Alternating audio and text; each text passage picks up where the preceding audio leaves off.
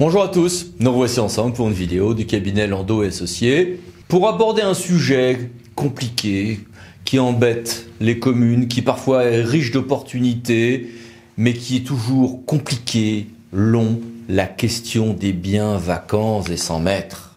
De manière claire, depuis une loi de 2004, les biens sans maître appartiennent aux communes sur le territoire desquelles elles sont situées, alors que, en cas de renonciation, ça va à l'État, et que par contre les biens en succession qui sont en déshérence restent du côté de l'État.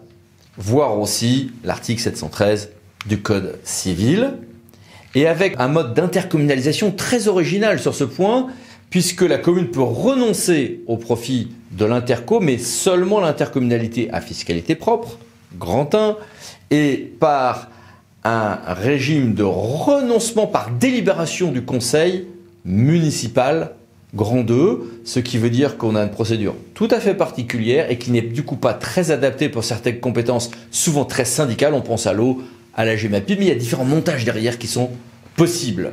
Si la commune ou le PCI renonce à exercer ses droits, c'est à l'État que cela revient, mais avec un bémol quand on est sur des espaces côtiers, auquel cas ça va au conservatoire de l'espace littoral d'Ivrache-Lacustre ou à défaut à un conservatoire régional dans certains cas.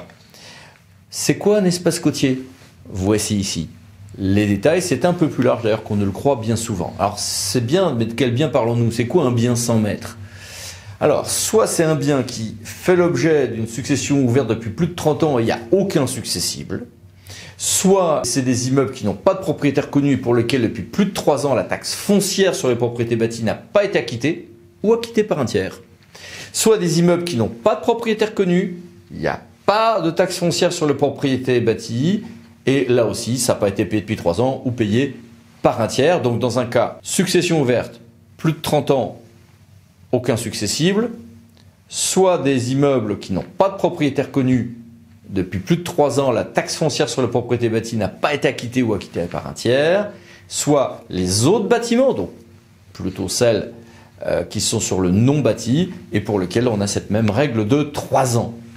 Alors évidemment, pour la question d'héritier, il faut-il qu'il y ait une vraie absence d'héritier, que l'on ait une acceptation. La notion d'acceptation tacite est un piège dans lequel les collectivités tombent souvent. Il y a toute une série de difficultés concrètes. En voici. Et puis, il y a une difficulté réelle à faire la distinction du coup entre ce qui relève parfois de l'État et parfois qui arrive aux communes. C'est assez compliqué, par exemple en cas de dévolution de biens de personnes morales. Il y a quelques subtilités. On a donc une distinction quand même qui est très claire entre ces différentes catégories. D'ailleurs, voici l'arrêt que voilà. Alors, dans le cas des sociétés, la disparition des personnes morales, normalement, va à l'État. Mais il peut y avoir, comme le dit ici d'ailleurs le juriste classeur, quelques hypothèses de biens sans maître relevant in fine en réalité d'un autre régime de celui des communes. Alors comment la commune va-t-elle récupérer le bien? Première hypothèse, les immeubles qui font partie d'une succession ouverte depuis plus de 30 ans. Et dans ce cas-là, il n'y a pas de formalité. Une délibération de l'Assemblée délibérante communale est recommandée, mais c'est tout. Et puis il faut penser à la publicité foncière pour des raisons de prudence. Selon l'État, celui qui récupère un bien vacant et sans maître n'a pas à payer les charges antérieures de copropriété ou les charges fiscales qui sont liées à ce bien. Ce point de vue de l'État est très discutable, mais du point de vue en tout cas de la fiscalité de l'État, c'est un immense avantage, c'est que ça engage l'État. En cas de renoncement à exercer son droit de propriété, la commune informe par courrier la préfecture et on l'a vu tout à l'heure, ça revient à l'État ou au conservatoire du littoral ou au conservatoire régional. Et puis il y a deux autres hypothèses. Les immeubles pour lesquels, depuis plus de 3 ans, la taxe foncière, bâtie ou non bâtie, a été acquittée par un tiers ou n'a pas été acquittée, avec des problèmes parfois compliqués, notamment de succession de personnes morales. Dans le cadre de la taxe sur le foncier bâti, voici les étapes de la procédure. Un arrêté du maire ou du président de l'EPCI constate que l'immeuble satisfait aux conditions légales. on va faire une publication, un affichage de cet arrêté, une notification au dernier domicile et résidence du dernier propriétaire connu, à celui qui peut-être a payé les impôts, notifier ça à l'État. Ensuite, on aura une période de 6 mois.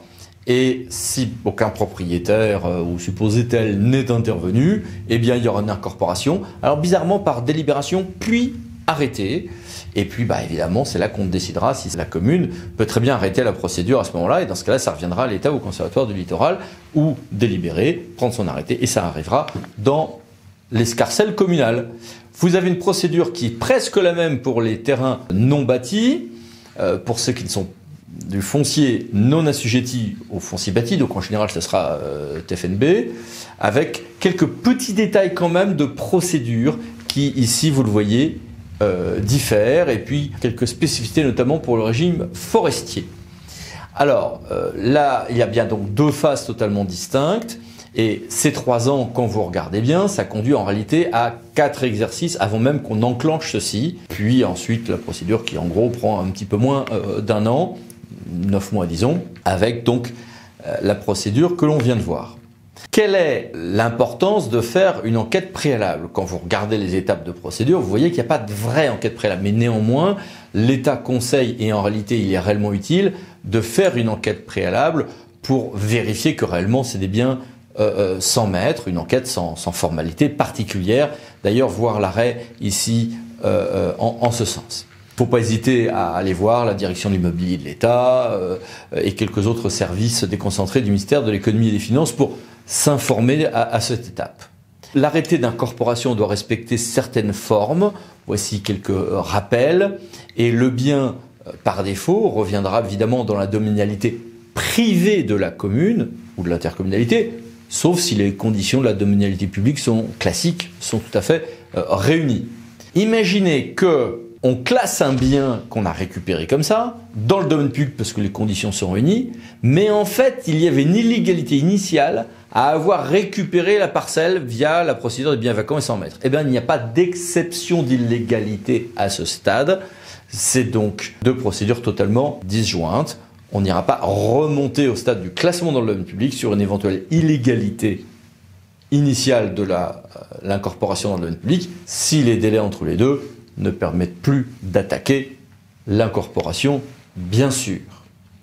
Il y a quelques spécificités dans le cas des biens agricoles, mais qui concernent en réalité surtout l'État, avec un seuil de plus ou moins de 25 hectares, et la liberté évidemment, si on est en domaine privé, derrière de passer des baux ruraux, des clauses environnementales sur les baux ruraux, etc. etc. C'est un grand classique pour récupérer certains biens sur des périmètres de protection de captage, des choses comme ça. Il faut savoir qu'il y a des procédures dans les hypothèses de récupération avec le délai de 3 ans, de restitution qui peuvent peser sur la personne publique. En voici quelques détails. Et on a soit la restitution du bien dans les 30 ans, et là on a une procédure qui est tout à fait classique, mais de contestation de l'acte administratif qui a réalisé le transfert de propriété. Soit on a une procédure spécifique pour ceux qui ont été incorporés au-delà de 30 ans, avec dans certains cas des indemnisations. Une commune d'ailleurs ne peut pas opposer la prescription trentenaire à une action en revendication immobilière de ce type. Si la restitution n'est pas possible, alors il y a donc un régime, aliénation du bien, affectation d'un public, etc., etc. Il y a donc dans ce cas-là un régime d'indemnisation possible qui ressemble un peu à la procédure que l'on a en phase d'expropriation. Le maire, néanmoins, pendant toutes ces périodes, même quand sur le bien sans maître, si la commune s'en charge, eh bien évidemment, ne pourra pas laisser le bien péricliter puisqu'il est quand même sous sa garde. Et on a aussi, à côté de cela, un autre régime pour les biens non immobiliers. Donc là aussi, toute une série de difficultés. Alors vous allez me dire, mais pour les biens non immobiliers, est-ce qu'on n'est pas sur la prescription classique d'1 an ou est-ce que on applique l'article 713 du Code civil? Par défaut, on applique l'article 713 du Code civil, donc on a les biens qui n'ont pas de maître appartiennent à la commune, point. Sauf qu'en réalité, ceci se heurte à énormément de régimes. Un régime propre aux animaux de basse-cour, 1 mois après déclaration, l'acquisition mobilière classique d'1 an, un régime propre aux abeilles, aux poissons, où on nous dit que c'est des immeubles par destination en réalité, etc. La commune, par contre, peut aussi bénéficier de la prescription trentenaire de droit commun comme toute autre personne, mais dans un tout autre cadre, dans ces cas-là, que celui que nous sommes en train de voir aujourd'hui. Autre régime qui n'a rien à voir non plus, qui est à connaître, c'est un régime assez particulier du Code général des impôts et qui permet aux propriétaires de terres vaines et vagues, landes, bruyères, etc., de dire « moi, je m'occupe plus de ce terrain parce que ce terrain régulièrement est inondé ou dévasté par les eaux », je cite, et dans ces cas-là, je le refile à la commune. Alors, attention, c'est évidemment un risque pour les communes que de récupérer énormément de terrains qui en réalité sont plus des sources de dangers ou de charges que de recettes et de loin. Mais ça ne va pas fonctionner si on est sur des terrains en indivision. Il faut d'abord qu'il y ait une sortie de l'indivision, un partage, puis ensuite chacun pourra faire ce bon ou mauvais coup à la commune. Et surtout, s'il y a la moindre bâtisse sur le terrain, même en ruine, le juge va refuser que ce régime soit mis en place. Et puis il y a quelques autres spécificités à connaître. Voilà, beaucoup de choses à connaître, quelques spécificités assez peu connues puisqu'on se retrouve au carrefour, toujours un peu difficile entre le droit privé et le droit public. Voilà, bonne digestion de toutes ces informations. À bientôt pour une nouvelle vidéo du cabinet Landau Associés. Pensez à vous abonner juste après. Merci, au revoir.